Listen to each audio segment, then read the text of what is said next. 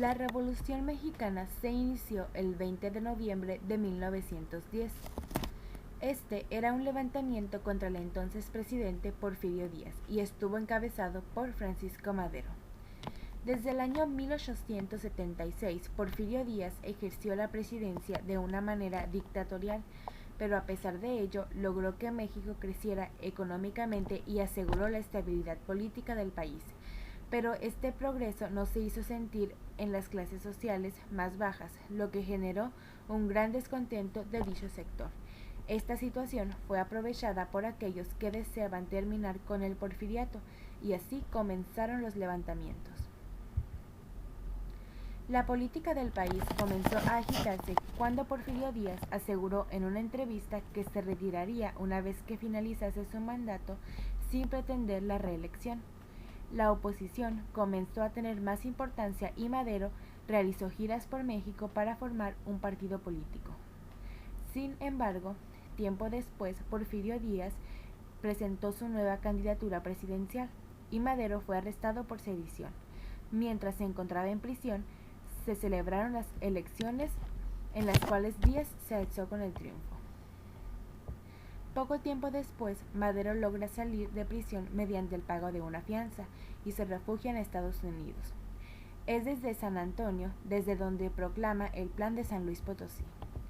El Plan de San Luis Potosí fue un manifiesto promulgado el 5 de octubre de 1910 por Francisco I. Madero, líder del movimiento revolucionario mexicano y candidato presidencial por el Partido Nacional Antirreeleccionista. El documento convocaba a levantarse en armas el 20 de noviembre de 1910 para derrocar el porfiriato y establecer elecciones libres y democráticas. También se comprometía a restituir a los campesinos las tierras que les habían sido arrebatadas por los hacendados. El maderismo fue el primero de los movimientos que conformaron la Revolución Mexicana, dirigido por Francisco Madero entre 1909 y 1910. Su objetivo principal fue lograr la regeneración democrática del país a través del sufragio efectivo y la no reelección de los funcionarios públicos. Las ideas fueron plasmadas por Madero en su libro La sucesión presidencial en 1910. Los maderistas fueron la fracción revolucionaria y partidaria, algunos ideales del Partido Liberal Mexicano.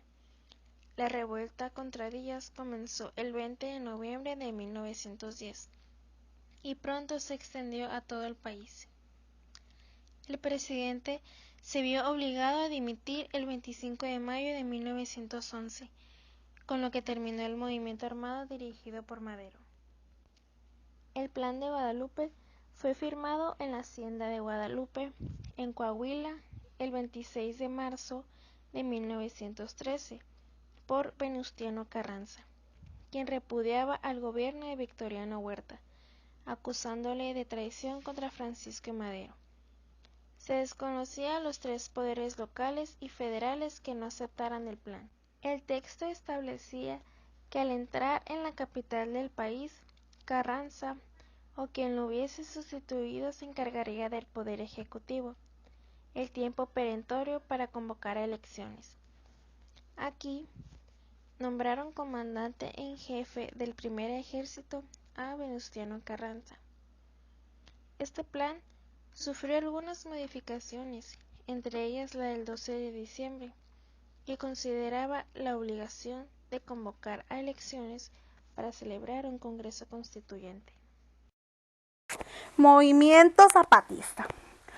Sus acciones se articulaban sobre la base de tres planteamientos mínimos: la defensa de derechos colectivos e individuales negados históricamente a los pueblos indígenas, la construcción de un nuevo modelo nacional que incluya democracia, libertad y la justicia como principios fundamentales de una nueva forma de hacer política, el tejido de una nueva red de una resistencia y rebeldías artemundistas en el nombre de la humanidad y en contra del neoliberalismo.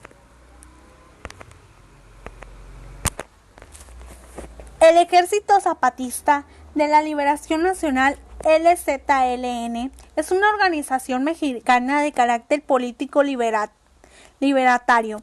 En sus inicios fue un militar y su inspiración política era el zapatismo, el marxismo y el socialismo libertario. En su estructura militar es una guerrilla. Su objetivo es, según su comandante Marcos, la toma de poder. No apenas más difícil, un mundo nuevo en la declaración de la selva lacandona. Se estableció lucha por trabajo, tierra, techo, alimentación, salud, independiente, libertad, democracia, justicia y paz. Lograr el cumplimiento de estas demandas básicas de nuestro pueblo formado en un gobierno de nuestro país libre y democrático. El 16 de octubre de 1912, Félix Díaz intentó rebelarse, criticando y amenazando al gobierno de ocupar el puerto, pero fue parado y condenado a muerte. La rebelión felicista tuvo grandes repercusiones.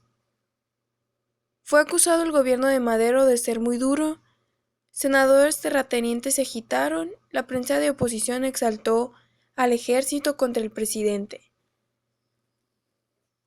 Mientras Díaz estuvo en prisión, fue sacado por Mondragón, provocando lo que sería después la Decena Trágica. El movimiento oroquista fue un movimiento producido por Pascual Orozco en 1912 después de desconocer y rebelarse en contra del gobierno de Madero. Orozco lanzó el Plan de la Empacadora el 25 de marzo de 1912, cuyo lema era Reforma, Libertad y Justicia, en donde se explica que Madero violó los postulados del Plan de San Luis Potosí. Además, este lanzaba grandes críticas al gobierno de Madero, exigiendo así cambios políticos, sociales y económicos. Este plan llamó a levantarse en armas en contra de Madero. El movimiento logró convocar a personas de clases populares, media y alta. Por esto se considera que fue aún más violenta que el movimiento zapatista. Madero, en respuesta a los movimientos de Orozco, envió a Victoriano Huerta para derrotarlo. Se conoce como Decena Trágica al movimiento armado que tuvo lugar del 9 de febrero al 18 de febrero de 1913 para derrocar a Francisco Madero de la presidencia de México. Se inició en la Ciudad de México cuando un grupo de disidentes comandado por el general Manuel Mondragón se levantó en armas y pusieron en libertad a los generales Bernardo Reyes y Félix Díaz, que se encontraban presos. El 9 de febrero de 1913, Victoriano Huerta quedó al mando de la defensa de la Ciudad de México. Gustavo Madero pronto dudó de su lealtad y advirtió a su hermano acerca de sus sospechas. Pero Francisco Madero ignoró tales advertencias y designó a Victoriano Huerta como comandante de la plaza. Huerta se convirtió en la persona con más poder durante la Decena Trágica, y a partir de ese momento estuvo en condiciones de controlar la situación y pactar con los golpistas. La madrugada del 18 de febrero, Gustavo Madero pudo confirmar sus sospechas acerca de la lealtad de Huerta. Le pareció imposible que las fuerzas comandadas por él no lograran vencer a 600 hombres atrincherados en la ciudadela. Con pruebas irrefutables de su traición, lo aprehendió, lo desarmó y lo entregó a su hermano Francisco. Sin embargo, el presidente solo escuchó las súplicas de Huerta y tras devolverle su arma, le concedió 24 horas para probar su lealtad. Gustavo Madero fue violentamente asesinado por órdenes de Huerta al cumplirse las 24 horas concebidas. Huerta abandonó sus deberes y se unió a los sublevados mediante el Pacto de la Ciudadela y aprehendió a Francisco Madero y al vicepresidente José María Pino Suárez y fueron asesinados el 22 de febrero de 1913.